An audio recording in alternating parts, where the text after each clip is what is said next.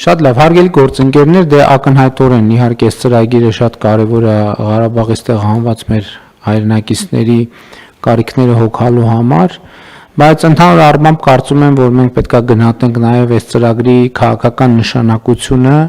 ոչ միայն Ղարաբաղից տեղահանված մեր հայրենակիցների, այլև ընդհանրապես Հայաստանի Հանրապետության հետագա զարգացման եւ ռազմավարական դիրքավորման տրամաբանության մեջ։ Տեսեք, մենք հասկանալիորեն շատ խոսում ենք խաղաղության մասին, բայց ուզում եմ ընդգծել, որ խաղաղությունը ոչ միայն քաղաքական, այլև սոցիալ-հոգեբանական հասկացություն է։ Ինչի համար եմ ասում, որովհետև ես ուզում եմ նաև կառավարության նիստում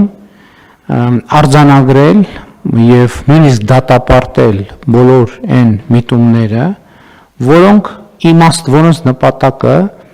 Ղարաբաղից տեղահանված մեր հայրենակիցներին եւ ընդհանրապես հայ ժողովրդին պանդուխտի կարգավիճակում պահելն է։ Հասկանում եք, խաղաղությունը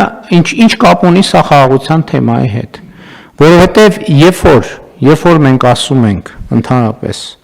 երբ որ մենք խոսում ենք նրա մասին եւ մենք պետք է առերեսվենք, այս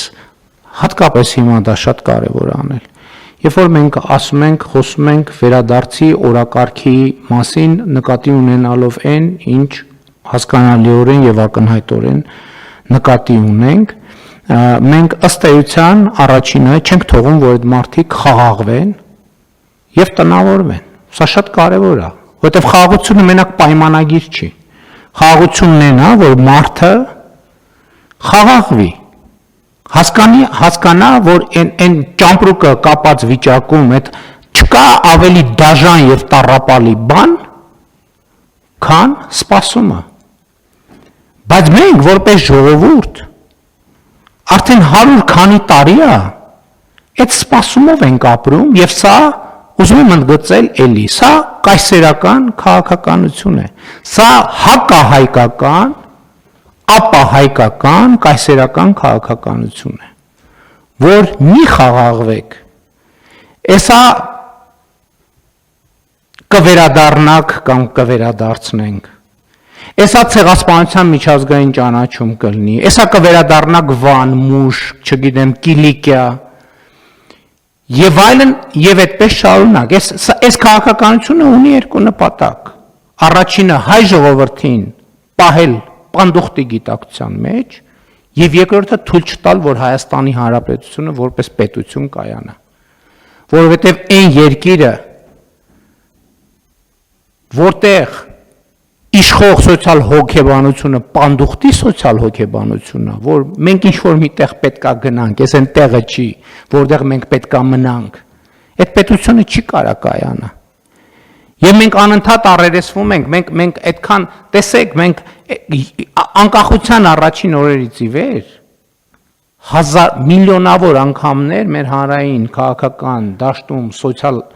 բանում, մամուլում, հետո երբ որ սոցիալական ցանցերը կային սոցիալական ցանցերում, ամենաշատ օգտագործված տերմինաբանությունը եւ խնդրեմը այդ արտագաղթն է։ Մեր խնդրեմն է, բայց մենք այդ խնդրեմը չենք ճանաչել եւ չենք ճանաչում։ Մենք չգիտենք այդ ինչ երևույթ է։ Ընդ որում, ես ուզում եմ սա բան անել, սա ընդգծել,